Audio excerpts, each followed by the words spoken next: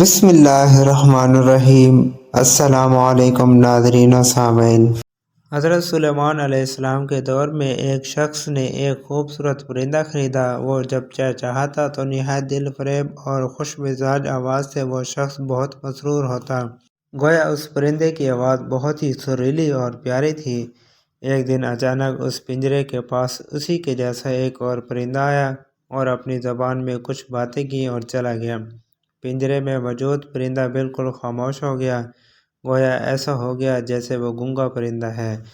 اس کے مالک نے 2-3 دن انتظار کیا مگر پرندہ بالکل خاموش۔ وہ شخص حضرت سلیمان علیہ السلام کی بارگاہ میں اس پرندے کو پنجرے سمیت لایا اور شکایت کی کہ یہ بہت مہنگا پرندہ خریدا تھا۔ اس کی آواز مجھے بہت مسرور کرتی تھی مگر اب نہ جانے کیا ہوا کہ بولتا ہی نہیں۔ حضرت سلیمان علیہ السلام جو جانور، چرند پرند سب کی بولیاں جانتے تھے، انہوں نے اس پرندے سے پوچھا کہ کیا وجہ ہے جو تم خاموش ہو گئے ہو؟ وہ پرندہ عرض گزار ہوا، اے اللہ کے برحق نبی، یہ شخص سمجھتا ہے میں خوش ہو کر چہچہاتا ہوں مگر حقیقت یہ ہے کہ میں دیگر آزاد پرندوں کو دیکھ کر روتا ہوں کہ اے کاش میں بھی آزاد ہوتا تو کتنا اچھا ہوتا، مگر یہ میری زبان نہیں سمجھتا تو یہ خیال کرتا ہے جیسے میں بہت خوشی سے گنگنا رہا ہوں۔ پھر ایک دن میرا ایک ہم جسم میرے پاس آیا اور کہا کہ یہ شخص تیری زبان نہیں سمجھتا بلکہ سمجھتا ہے کہ تو بہت سریلی آواز کے ساتھ خوشی خوشی چہچہا رہا ہے۔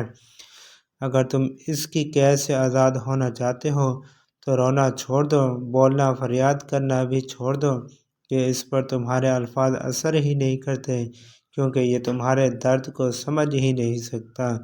بس پھر کیا تھا، میں تب سے خاموش ہو کر صبر کر رہا ہوں۔ حضرت سلیمان علیہ السلام نے اس شخص سے کہا کہ پنجرہ کھول دو اور اس کو آزاد کر دو کیونکہ اب یہ پنجرے میں کبھی نہیں بولے گا۔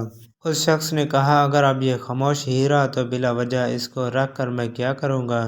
لہٰذا اس نے سلیمان علیہ السلام کے حکم کی اتباع کرتے ہوئے پنجرہ کھول دیا۔ وہ پرندہ فوراً اڑ کر درخت کی شاخ پر بیٹھا اور اس شخص کو دیکھ کر کچھ چہچہا کر اڑ گیا۔ اس شخص نے حضرت سلیمان علیہ السلام سے عرض کی کہ یہ کیا کہہ کر گیا ہے؟